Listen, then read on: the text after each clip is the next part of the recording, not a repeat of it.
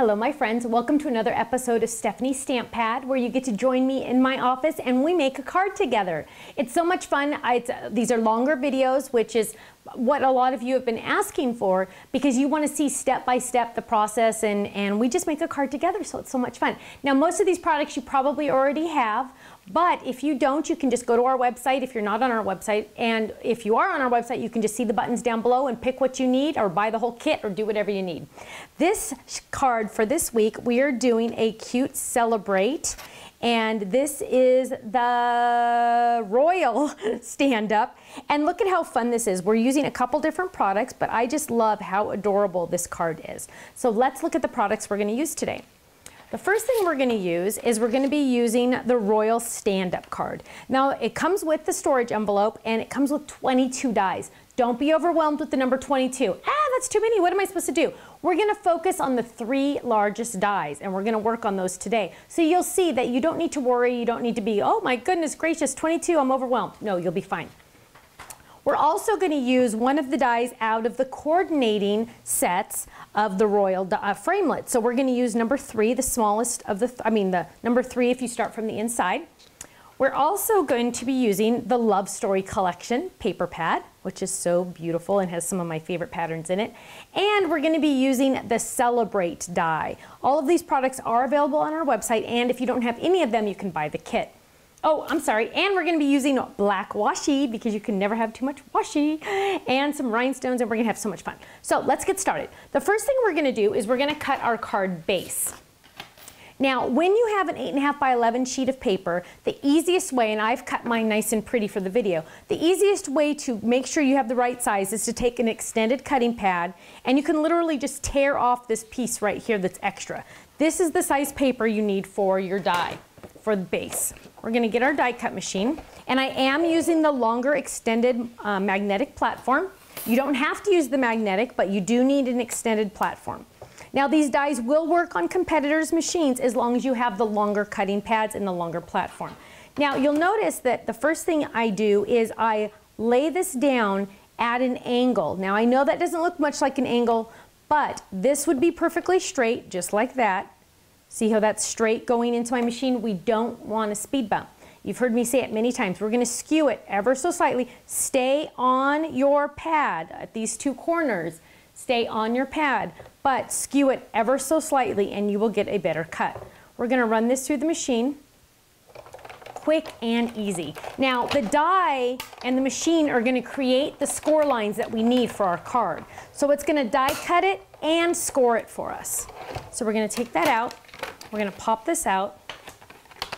And look, you can see that it's die cut in the right spots and scored in the right spots. Everything we need for our card. We're going to put that off to the side, and then we're going to die cut our layering pieces. Now the nice thing about all of my dies is they come with the layering pieces, so you don't have to do any measuring or any extra cutting. Now for the top part, we're going to add this die right here, and we don't, oh look at that huge massive speed bump we would create. So instead, we're going to turn it like this. Let's move it off to the side so we have more room. Turn it like this, and even that has a speed bump for best results. Now that little speed bump wouldn't be a problem, but I'm just going to turn my paper just like that. So I'm going to keep it straight on the paper so I get nice diagonals, but I'm turning my paper. Now this one, we are going to do the same idea. We don't want, oh look at that massive speed bump. So we're just going to turn that, and we can turn that ever so slightly, and let's have it go through just, let's layer it. See, I'm very peculiar about how I layer, but I always want to get perfect cuts. I can also pay attention to the hearts, and if I want less gray or more red, I want a lot of red, so I'm going to bring this down a little so I get red down here and red down there. Red up there. So I'm going to layer that, make sure it's all nice and straight on the paper, not on my machine, and then I'm going to grab my cutting pad and I'm going to run this all through at one time. So we're just going to run that through. And this is where the magic is going to start to happen.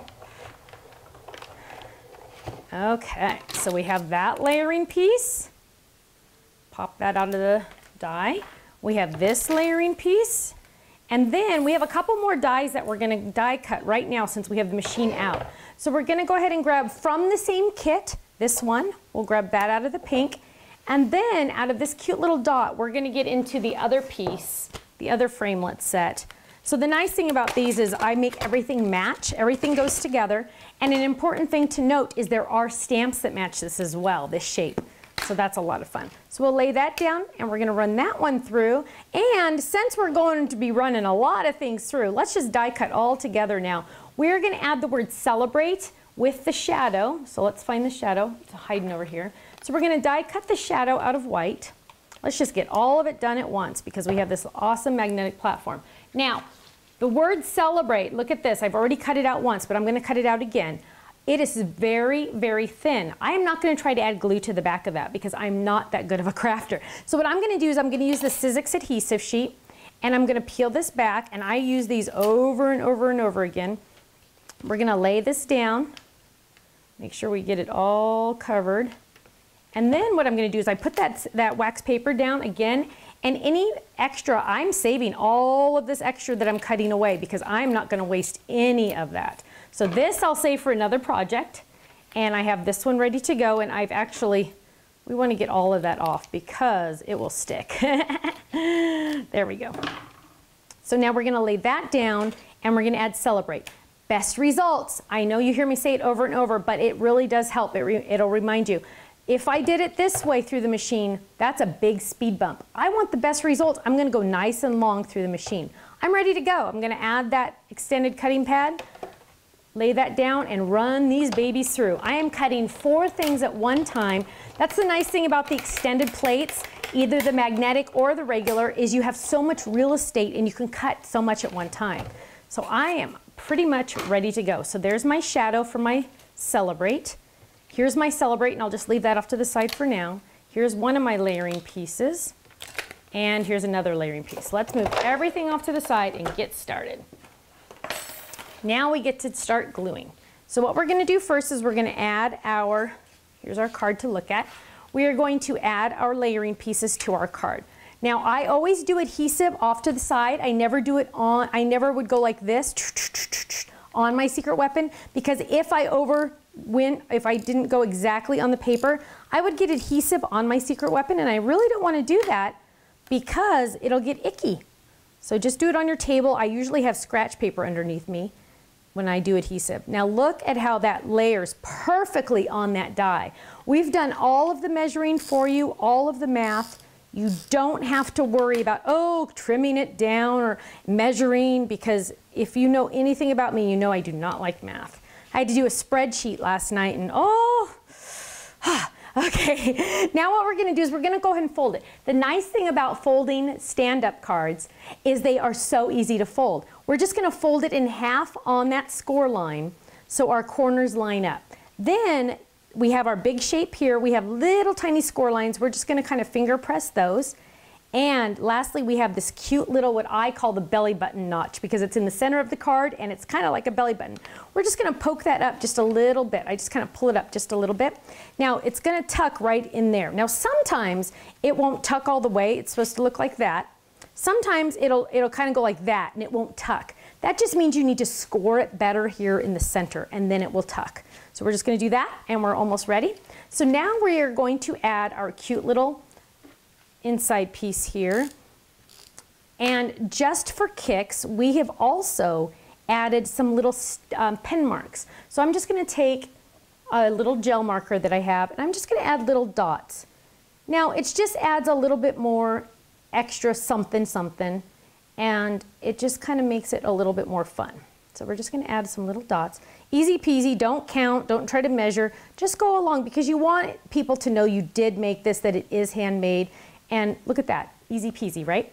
Then what we're gonna do is we're gonna add this little piece here. Isn't it nice having everything cut out, because then we can just start putting our card together. And we're gonna add this a little bit more at the top, because we're gonna add the bow at the bottom. So we're gonna add that a little bit more at the top than normal. Normally we do right in the center, but we're gonna do a little bit at the top. Then we're gonna add celebrate to our shadow. And you could pop this up. I am not a big fan of pop dots. You could definitely pop this up if you wanted to, though. I like mine to be flatter, but pop dots are fun. And I do see some on my desk, so I'll add them for kicks, okay? That'll make everybody happy. Okay, so here's some foam dots. And we're just going to peel that off. So we'll add that to celebrate. These are rather large. Normally I would cut these in half because they're so large.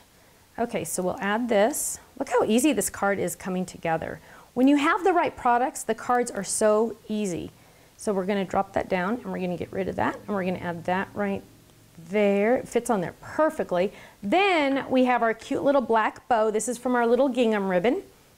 And I'm just going to add, normally I'd use a little glue dot, but I have this adhesive will work just fine. So we're going to add that at the bottom. Then, so we have our front decorated, but we want to add a little something something on the inside. So we added our little washi tape with some of our rhinestones. So let's do that. Now washi tape is so much fun, and this is one of our exclusive designs. It is just so fun. It's not a permanent tape, but it will stay there, so you don't have to worry. So we're going to peel that off. And the fun thing about washi tape is it is very tearable. You don't have to worry about cutting it, but what I like to do is I just tuck it to the back just to make sure it's a nice clean edge. So I will cut it because I want people to see a pretty edge. And then we're going to add the cute little rhinestones, because see how we added the cute little rhinestones down here at the bottom? So we're going to add the cute little rhinestones, and of course the rhinestones match the cardstock and the paper and everything, because everything goes together. That way you get to spend more time creating and less time wondering if things go together. I think that was always my biggest issue, especially when I was first starting out. Does this paper match? Does this paper match? And by the time I was done, I was just so overwhelmed. And lastly, we want to add our signature to the back, and so I have one of my personalized stamps. And we do sell personalized stamps on our website. You can design your own, and I'm just going to add that. Now I have those rhinestones here, so I don't want to add it there. So I'll add it directly to the center because that'll be fine. And that one has a cute bird on it. It says created by Stephanie Barnard. And we are done. So when you mail this, it's standard A2 in size, folded perfectly. But when your recipient gets it, you will have it scored a little, and they will see that little belly button notch. And look at that. Isn't that beautiful? Thanks so much for joining me for another episode at Stephanie's Stamp Pad. Welcome. And I hope to see you again next week. Bye-bye.